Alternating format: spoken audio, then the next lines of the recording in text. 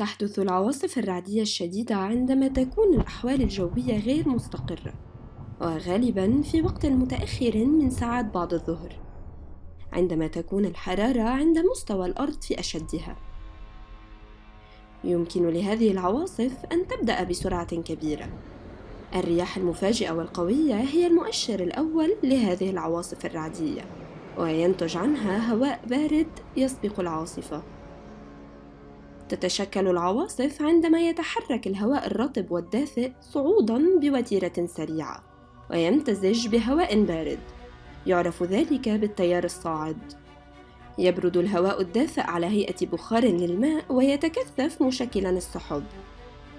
تطلق الحرارة ويستمر حجم السحابة بالتزايد، ما يخلق غيمة على شكل سندان يمكن أن تصل إلى ارتفاع 18,000 متر.